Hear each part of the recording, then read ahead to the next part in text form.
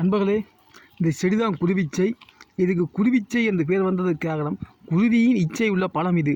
அதாவது குருவிகள் அதிகமாக விரும்பி சாப்பிட்ற பழம். இந்த பழத்தை தான் குருவி விட்டு வைக்காது, உடனடியாக இந்த பழத்தை சாப்பிடும். அதோட இந்த பழம் குருவியில் ஒட்டிடும். அது வேறு ஒரு மரத்தில் இருக்கும். அவை வேறொரு மரத்தில் உருவாகி இருந்து அந்த மரத்தோட சத்துக்களை உறிஞ்சி இந்த செடி மரம் வாழ்ந்து கொண்டு இருக்கும். இப்போ பார்த்தீங்கன்னா இது எந்த செடியில் வந்திருக்குன்னா மாதுளையில் வந்திருக்கு. மாதுளையில் வந்திருந்தாலும் மாதுளை என்ற சத்துக்களை இது உறிஞ்சும். இந்த குருவிச்சை மனிதனுக்கு என்ன வகையில் பயன்படும் என்றால், இது ஆட்டுக்கு ரொம்ப பிடிச்ச ஒரு உணவு. ஆடுகளுக்கு இந்த மிகவும் பிடிச்ச உணவு. எடுத்தோடனே டப்போடு பிஞ்சு வரக்கூடிய ஒரு செடி தான் இது. ஆடுக்கு ரொம்ப பிடிக்கும். இது இந்த செடியை தவிர மாதுளை போன்ற செடிகளில் வரும். பொதுவாக எந்த மரத்துலேயும் வரும். சில காட்டு மரங்களில் வருமா இருந்தால் யாருங்களுக்கு எந்த தீமையும் இல்லை. உதாரணமாக லிப்பில் போன்ற மரங்களே இது குருவி தங்கியிருந்தால் குருவின் கால் மூலம் காலில் அதை ஒட்டியிருந்தால் அது இல்லை சொன்றில் ஒட்டியிருந்தாலும் குருவி அதை சொன்றை துடைக்கும் போதும் அந்த குருவிச்சியானது லிப்பில் போன்ற காட்டு மரங்கள்லையும் தரலாம். அவை அப்படி வந்தாலும் எங்களுக்கு எந்த தீமையும் இல்லை. ஆனால் இப்போது மாதுளையில் இருக்குது பார்த்திங்கன்னா இன்னொரு மாதுளை மரம். இது மாதுளை மரம். இந்த மாதுளை மரத்தில் வந்திருக்கு இந்த குருவிச்சை. இந்த பாருங்க நண்பர்களே, குருவிச்சை வந்திருக்கு. நான் எடுத்து காட்டுறேன்.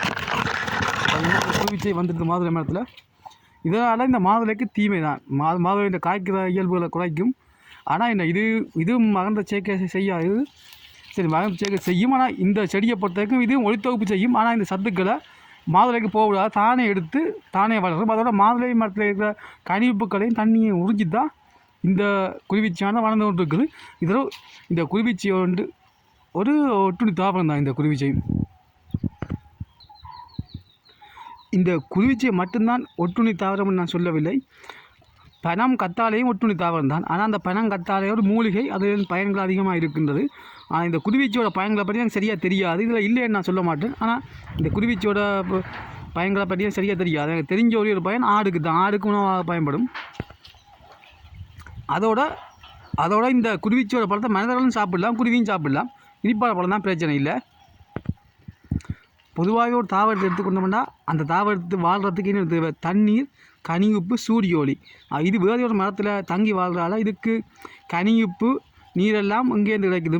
இது எந்த மரத்தில் தங்கி இருக்கோ அந்த மரத்துலேருந்தே தண்ணியையும் கனியுப்பையும் எடுத்துக்கொள்ளும். மற்ற சூரிய ஒளியை வேறு சூரிய ஒளியாக அது தானாக சூரியன் இந்த வெளிச்சத்துலேருந்து எடுத்துக்கொள்ளும். மற்றும்படி இந்த தாவரமானது பெரிதாக மனிதர்களுக்கு எந்த பயனும் இல்லை. நன்றி நண்பர்களே.